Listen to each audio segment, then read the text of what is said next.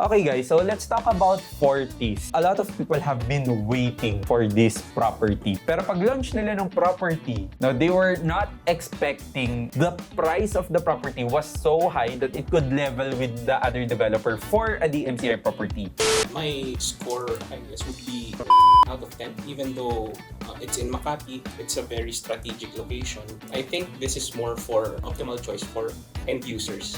Maganda kasi rin si Fortis kasi yung location niya talaga is very strategic. Si DMCI kasi palagi siyang known sa clients as value for money. As Marge mentioned kanina, yung design still the same. They just added more unit layouts. But it's a very bold move by DMCI, no? Kasi ginawa nila ng ganito. Sobrang konti na lang ng ganitong klaseng units na ganito kalaki tapos ganito rin yung price and medyo malapit siya sa CBD. For example, Ayala, ganyan.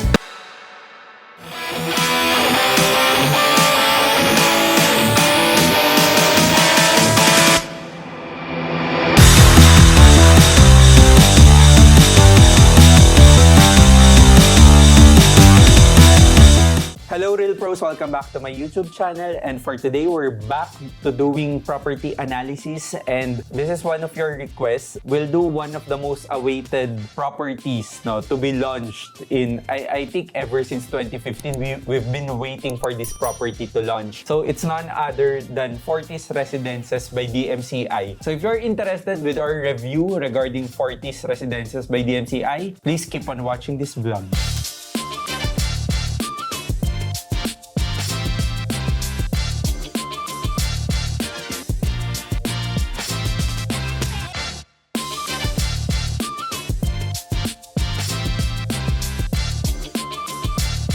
Okay, so again, welcome back to our channel. If you're new here, we do property analysis, property review, property tours, property investment vlogs. No, I have here with me today my brokers. So of course, first we have Marge, newly passed real estate appraiser. So broker appraiser na siya. And then we have Airon, of course, from the previous vlog, Migs, and Brian, new new guest natin dito sa vlog natin. Okay guys, so let's talk about Fortis, in general. So this Fortis Residences by DMCI, a lot of people have been waiting for this property because nga the initial plan of this property was to be launched around 2014, 2015. So that was way back, bago pa. And it finally did happen in 2022.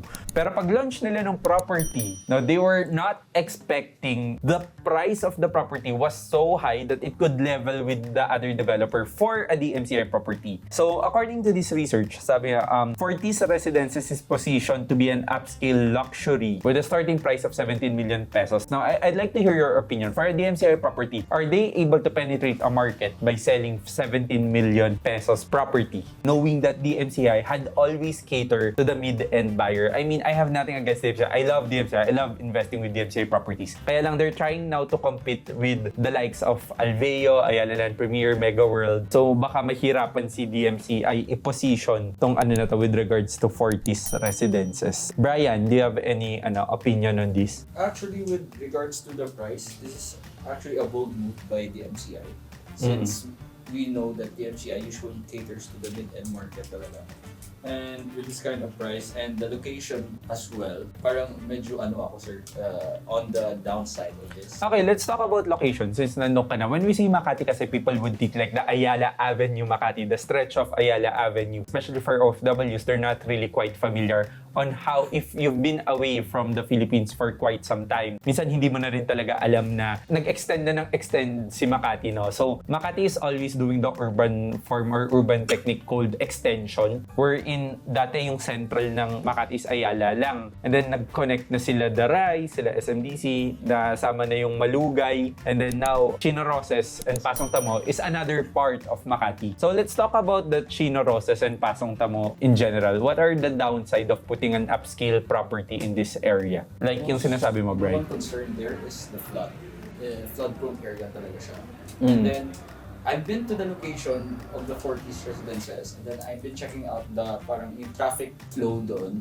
When it's rush time talaga sir, it's very traffic in that area kasi medyo makitid yung daan niya eh. Kasi hindi ko pa siya ma-pinpoint talaga sir kung saan yung entrance niya. Kasi there are two ways naman eh. The other one yung malapit sa may railroad station na way. Yun yung isa natin tinitingnan din doon na positive naman siya. That is a weakness na it's parang bottleneck, no? Doon nagkakaroon ng traffic. But the location in Chino Rosas or Pasong Tamo could actually be beneficial because it's strategically located in two cities which happens to be Pasay and Makati. So if you work in Pasay, you wanna live in Makati, or Makati, you wanna go to Makati Center, and also going on your west is your Bonifacio Global City. May daanan which connects to the Newport and the airport. So it might be traffic, yes. In terms of like strategic location in general, parang it's easily accessible as long as you have a car, of course, no? Kailangan talaga there's someone may car na who's gonna buy this one. But sabi dito, like fast-moving cities like Makati have a common problem of traffic, so which is normal. In response to that problem, a lot of infrastructures to be developed in that area. Cutting travel and transportation time will not only value every second of the residents in the area, but also positively change property values in the area, proximity in the development. So parang sinasabi nila dito na parang okay, if it's traffic to that area, why not live in that area? So you won't really have to use a car and everything's going to be accessible. They have,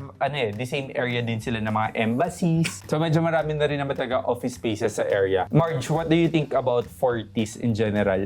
You've always had high-end clients. How do you position Fortis to them? Or ano yung mga reaction nila when you offered Fortis to them at this price range?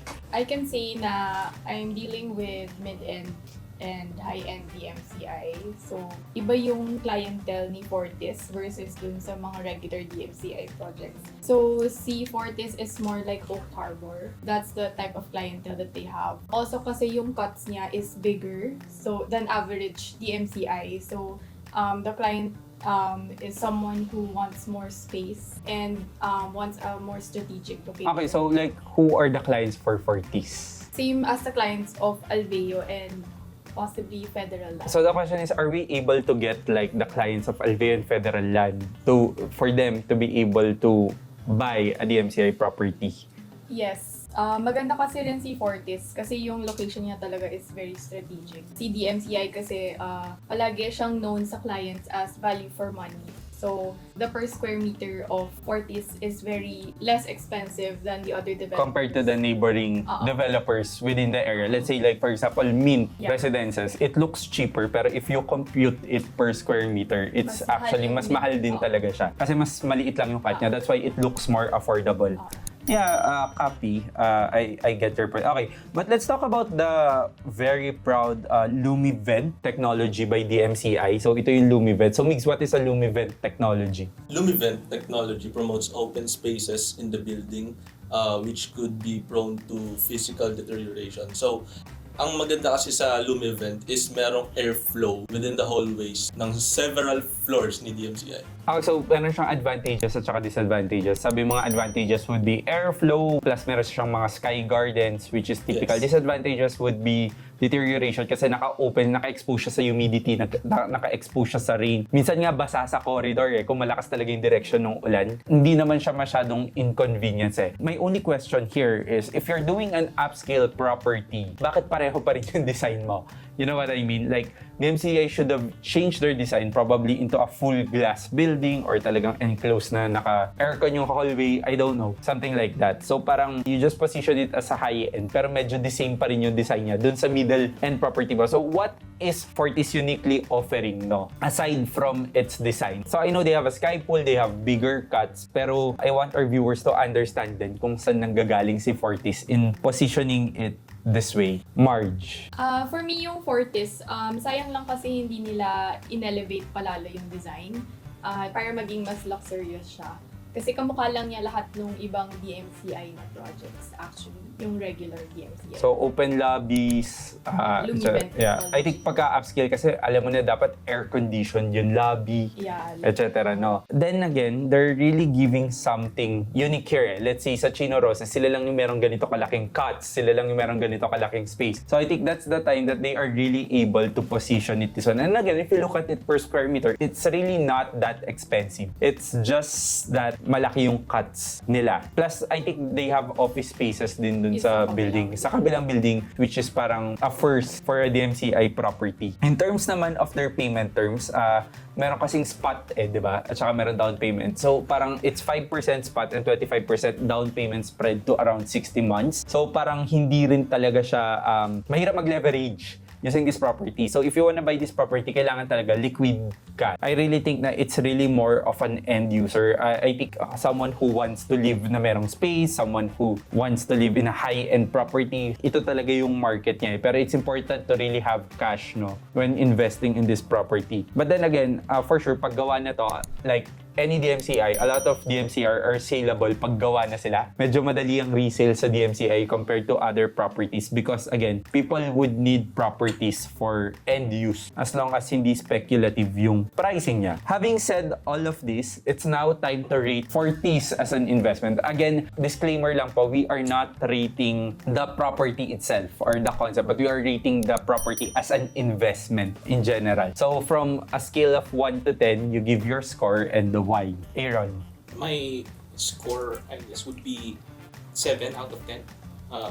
Even though it's in Makati, it's a very strategic location. I think this is more for optimal choice for end users, given the price point and the payment terms that are available. Migs. Actually, same kami ni Airon, 7 over 10 din. Basically, dahil sa supply nga, sobrang konti na lang ng ganitong klaseng units na ganito kalaki tapos ganito rin yung price and medyo malapit siya sa CBD. For example, Ayala, ganyan. Pwede rin siyang alternative, especially, for example, kasi si DMCI kasi usually wala naman siya sa direct na location ng CBD. Given na yun na hindi malapit talaga lang siya. It's always 2 blocks away. Yes. So, yun nga. 7 over 10 siya sa akin. 7 over 10. Okay, good. Brian? What's For your- me, it's gonna be just a 6. Okay. Since, as Marge mentioned kanina, yung design still the same. They just added more unit layouts. The good thing lang about this project is the location. It is really strategically located. But it's a very bold move by DMCI, no? Sa ginawa nila na ganito. For them to position in a upscale level It's of a things. first. Around 7 over 10.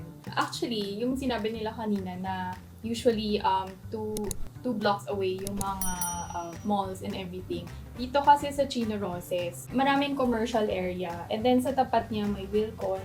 Meron din siya dun sa San Antonio Residences. Yung view ni Fortis actually, maganda siya kasi dun sa mga Makati na condos na nakaharap dito sa side na to, maganda yung sunset niya. Tapos umaabot pa siya sa Laguna, Debay area. So maganda talaga yung view niya. Plus yung transportation, okay rin siya. So, strategic talaga ang location niya. So, if you are an investor with extra cash and you really like the bigger cuts ng units, for example, you want to move from your house to the condo para mag downsize, pwedeng-pwede siyang as an alternative. Okay, so we trust your judgment because you're a valuer. You're a licensed valuator. For me, I'd like to give it a 6 as well in terms of investment. I really think na in terms of pricing, medyo speculative siya. There's really not much room for leveraging with this property. If you wanna buy this property for an investment, make sure to hold it for around 10 years. I think 5 years medyo alanganin siya. No, so it's really long-term holding for this property. No, please do not use this property as a flipping, but please use this property as an end-use property or a rental yield property. Maganda ang yield ng Chino Roses. Nakalimutan natin sabihin kanina. So rental yield or end-use, okay. For flipping, might as well look at another property. Kung ano man yung mga properties for flipping, that's for our clients to know. So having said that, evaluating Fortis by DMCI, we're giving this property a score of 6.6.